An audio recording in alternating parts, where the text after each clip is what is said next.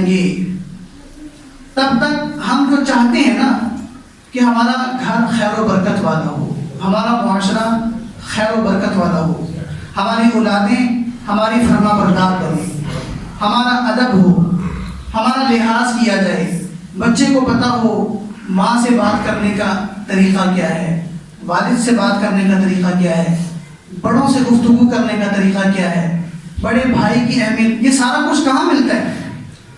یہ قرآن و حدیث میں ملتا ہے۔ فزکس میں کہیں نہیں لکھا ہوگا کہ ماں کے ساتھ بات کیسے کرنی ہے، کیمسٹری میں آپ کہیں بھی نہیں پڑھیں گے کہ بڑے بھائی کا ادب کیا ہے، بیوی کے حقوق کیا ہیں، یہ بیولوجی میں تو نہیں پڑھیں گے نا آپ۔ یہ ساری چیزیں کہاں پر ہیں؟ یہ قرآن و حدیث میں ہیں، یہ علم دین کے اندر چھپی پڑی ہیں۔ تو جب تک بچے کو آپ دین کا علم ہی نہیں دیں گے، اس کے لیے ماحول قائم ہی نہیں کریں گے، اس کے دل کے اندر دین کے علم کی اور علماء کی اہمیت اور محبت ہی نہیں پیدا کریں گے، تو پھر آپ کیسے یہ خواہش کر سکتے ہیں کہ میرا بچہ جب میں رات کو سوؤں تو میرے پاؤں دبا کر سوئے؟ کوئی ماں یہ کیسے تمنا کر سکتی ہے کہ میرا بچہ بڑھاپے میں میرا سہارا بنے، میرا ادب کرے، میرا احترام کرے؟ کیوں؟ بچے کا قصور نہیں ہے،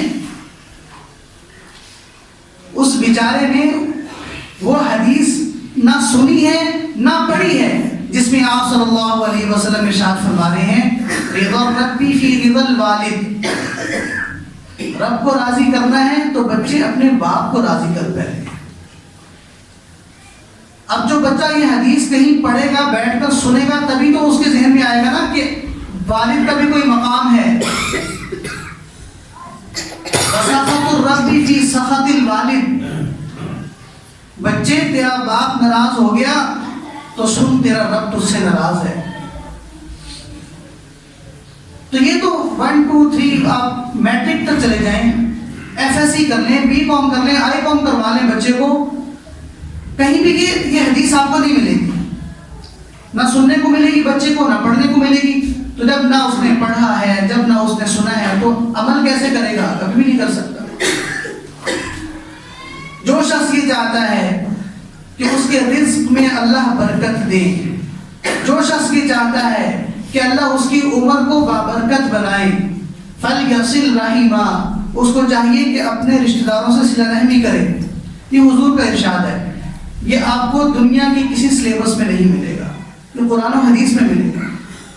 وَلَا تَقُلْ لَهُمَا اُفٍّ، باپ کے سامنے کھڑا ہونا یا باپ کی بات کو رد کرنا تو دور کی بات ہے، باپ اگر زیادتی بھی کر رہا ہے تو قرآن کہہ رہا ہے فَلَا تَقُلْ لَهُمَا اُفٍّ، آگے سے اف بھی نہیں کہنا۔ یہ بچے کو تب پتہ لگ گیا نا جب وہ دین کے ماحول میں آئے گا، جب اسے پتہ چلے گا کہ قرآن کے اندر کوئی 15واں پارہ ہے، اس 15ویں پارے کے اندر کوئی آیت ہے، اس آیت میں اللہ رب العزت والد اور والدہ کی قدر بتا رہے ہیں اور فرما رہے ہیں فَلَا تَقُلْ لَهُمَا اُفٍّ۔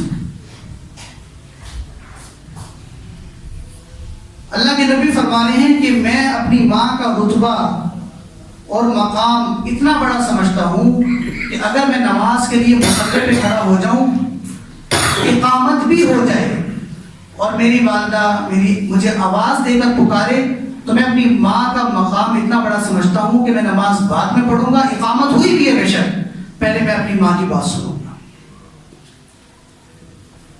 یہ باتیں کہاں ملیں گی؟ جب بچے کو قرآن اور حدیث پڑھایا جائے گا۔ یہ کوئی بھی سائنس کا ٹیچر تھوڑی بتائے گا، یہ علماء ہی بتائیں گے نا۔